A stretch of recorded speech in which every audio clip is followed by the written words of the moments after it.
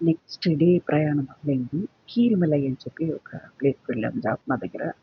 అక్కడ పల్లాలే అనే ఒక రివర్ అది సీకి పక్కన ఒక గుంట ఉందనమాట. అది ఎట్లంటే బాటమ్‌లెస్ వెల్ అంటారు. పక్కనే ఆ ఉప్పు సముద్రం, సముద్రం నీళ్ళు ఉప్పుగా ఉంటుంది. దాని పక్కనే ఉన్నా కూడా ఈ నీళ్ళు చాలా స్వచ్ఛంగా నార్మల్ వాటర్ ఉండటం విశేషం. అదొక తీర్థంగా చెప్పడానికి కారణం ఏంటంటే ఈ నిల్వార బాటమ్‌లెస్ వెల్స్. దీని యొక్క ప్రత్యేకత ఏమంటే కీరిమలై అని కూడా చెప్తారు. కీరి అంటే తమిళ్‌లో ముంగీస. ఆ ముంగీస ముఖం ఉన్న ఒక రాజు, పాండ్యన్ రాజుకు ఇక్కడ నీళ్ళలో మునిగినాక నార్మల్ ఫేస్ వచ్చేసిందంట. హీస్ అంటే శాప విమోచనం జరిగినట్లు.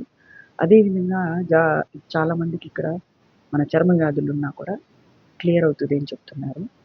అక్కడ ఆడవాళ్ళకి తనీగా గుంట, మగవాళ్ళకి తనీగా గుంట ఉంది లోపల.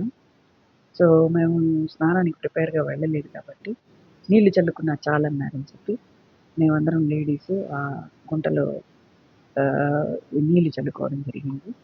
ప్రత్యేకించి జాఫ్నా దగ్గర నుంచి ఒక 20, 25 కిలోమీటర్ల దూరంలో సముద్రానికి ఆనుకొని ఈ యొక్క గుంట తీర్థం ఉండడం విశేషం. అందులో బాటమ్‌లెస్ బావి అంటే బావి లేకుండానే నీళ్లు ఆహ్, ఉంది. స్వచ్ఛమైన నీరు. ఉప్పు నీరు కాకుండా. అది ఈ గుడి యొక్క ప్రత్యేకత. చక్కగా మేము నీళ్లు చల్లుకొని మునగడం జరగలేదు గానీ, నీళ్ళు చల్లుకున్నాం చక్కగా. ఏదైనా ఇలాంటివి ఏదైనా వ్యాధులు రాకుండా ఉండటానికి కానీ, చాలా బాగా స్వచ్ఛమైన నీరు నిజంగానే.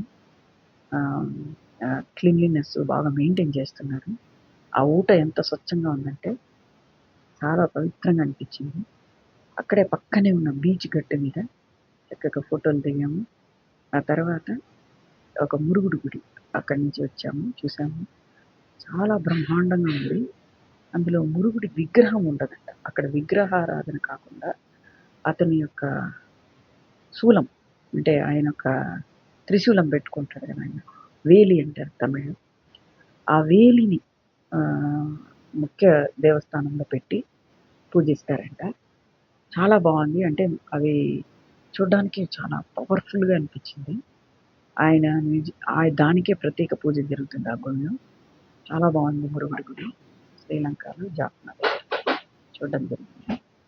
పొద్దున్న వెళ్ళడం వల్ల మంచిగా దర్శనాలయ్యాయి. గుడిలో పెద్దగా రష్ లేకపోవడం, మంచిగా ఎండ మొదలవ్వడం, దాని కోసం కొబ్బరి బొండాలు తాగడం ఆ ఊరు ప్రత్యేకత.